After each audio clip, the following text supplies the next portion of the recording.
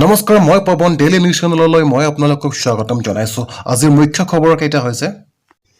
PUBG গেমে কাল হল এজন যুৱকৰ বাবে নকছাৰী দহতীয়া গাঁৱৰ অবিনা গগৈ নামৰ 22 বছৰীয়া যুৱকজনে নিখা কাণত হেডফোন লগাই ঘৰৰ সমীপতে থকা ৰেলৰ আলিত বহি পাবজি খেলি আছিল যুৱকজনে পাবজি গেমত ইমানেই মগ্ন হৈ আছিল যে উকি মাৰি আহি থকা ৰেলখনে কাক পাওঁতে সম্বিত ঘূৰি আহে কিন্তু তেতিয়ালৈকে বহু পলম হৈছিল যুৱকজনে ৰেল ফটৰৰ পৰা উঠিবলৈ চেষ্টা কৰিছিল যদিও মালবাহী ৰেলখনে যুৱকজনক খুন্দা মৰাৰ তিঠাতে নিহত হয় যুৱকজন মোবাইলত পাবজি গেমত অধিক নিমগ্ন হৈ থকা বাবে প্ৰাণ হেৰুৱালে যুৱকজনে ঘটনাটোৱে হুকৰ ছাঁ পেলাইছে মৰিয়নিত তিয়কৰ এক খেতিয়ক দম্পতীৰ সফলতা বুট জলকীয়াৰে দৈনিক উপাৰ্জন 5,000 পৰা 8,000 টকা যিটো সময়ত কৃষিকৰ্মৰ লগত জড়িত থকা সকলৰ বাবে লকডাউন এক অভিশাপ হৈ পৰিছে সেই সময়তে যোৰহাট জিলাৰ তিয়কৰ বলমা মৰাণ গাঁৱৰ এক ব্যতিক্ৰমী খেতিয়ক দম্পতী এতিয়া সকলোৰে বাবে আদৰ্শ হৈ পৰিছে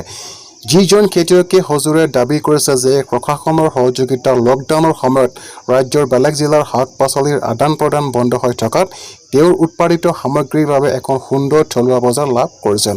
নৱনিধি গগৈ নামৰ এই খেতিয়কজনে এতিয়া লকডাউনৰ সময়তো বৈজ্ঞানিক পদ্ধতি অৱলম্বন কৰি কৰা বুট জলকীয়া নেমু তথা বিভিন্ন পাচলিৰ খেতিৰে স্বাৱলম্বী হৈছে দৈনিক 8 পৰা 10 কেজি পৰ্যন্ত বুট জলকীয়া খক নেমু টেঙা বিক্ৰী কৰি উপাৰ্জন কৰিছে ঘৰে 5,000 পৰা 8,000 টকা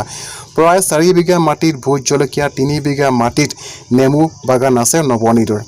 এই ক্ষেত্ৰত তেওঁ সম্পূৰ্ণৰূপে সহায় আগবঢ়াইছে নৱনিধিৰ সহধৰ্মিনীয়ে খেতিয়ক পৰিয়ালটোৰ এই পদক্ষেপ এতিয়া সকলোৰে বাবে আদৰ্শ হৈ পৰিছে বেংক ৰেলৱে বিমান সেৱা PF ৰন্ধন গেছৰ কেইবাটাও নিয়ম সলনি জানক আপোনাৰ পকেটত কি পৰিব প্ৰভাৱ 1 মে'ৰ পৰা আপোনাৰ দৈনন্দিন জীৱনৰ সৈতে জড়িত বহুকেইটা কথা সলনি হৈছে এই কথাবোৰৰ আপোনাৰ পকেটত কি প্ৰভাৱ পৰিব আজি অৰ্থাৎ 1 মে'ৰ পৰা আপোনাৰ দৈনন্দিন জীৱনৰ সৈতে জড়িত বহুকেইটা কথা সলনি হৈছে ইয়াত ৰেল বিমান বেংক ATMৰ সৈতে জড়িত বহুকেইটা পৰিৱৰ্তন অন্তৰ্ভুক্ত হৈ আছে কৰোনা ভাইৰাছৰ সংক্ৰমণ ৰোধ কৰিবলৈ দেশত এতিয়াও লকডাউন অব্যাহত আছে গতিকে ৰেল আৰু বিমান সেৱা এতিয়াও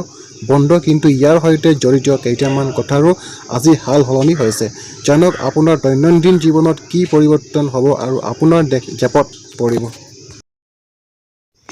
ৰন্ধন গেছৰ দাম হ্ৰাস দেশৰ অইল মাৰ্কেটিং কোম্পানীসমূহ HPCL, BPCL, IOCয়ে ৰাজসাহায্যবিহীন নন ছাবচিডাইজ LPG গেছ চিলিণ্ডাৰৰ দাম কৰ্তন কৰাৰ কথা ঘোষণা কৰিছে 14.2 কিলোগ্ৰামৰ LPG চিলিণ্ডাৰৰ দাম গুৱাহাটীত আজি হ্ৰাস পাই 573 টকা হৈছে বিমান সেৱাৰ কি নিয়ম সলনি হৈছে 1 মে'ৰ পৰা এয়াৰ ইণ্ডিয়াৰ যাত্ৰীসকলে টিকেট কেনচেল কৰিলে কোনো বেলেগ চাৰ্জ দিব নালাগে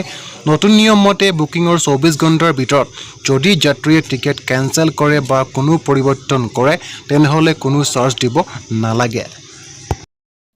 ৰেলৱেৰ কিছুমান নিয়ম সলনি হৈছে লকডাউনৰ কাৰণে এতিয়া ৰেল চলাচল নাই যদিও ৰেলৱেৰ বহুকেইটা নিয়ম সলনি হৈছে ৰেলৱেৰ সেৱা আৰম্ভ হোৱাৰ লগে লগে এই নতুন নিয়ম বলবৎ হৈ পৰিব নতুন নিয়ম মতে ৰিজাৰ্ভেশ্যন চাৰ্ট প্ৰস্তুত হোৱাৰ 4 ঘণ্টা পিছলৈকে যাত্ৰীসকলে নিজৰ বৰ্ডিং ষ্টেচন সলনি কৰিব পাৰে বৰ্তমানৰ নিয়ম অনুসৰি যাত্ৰীয়ে 24 ঘণ্টা আগলৈকে বৰ্ডিং ষ্টেচন সলনি কৰিব পাৰে ইয়াত মন কৰিবলগীয়া কথা যে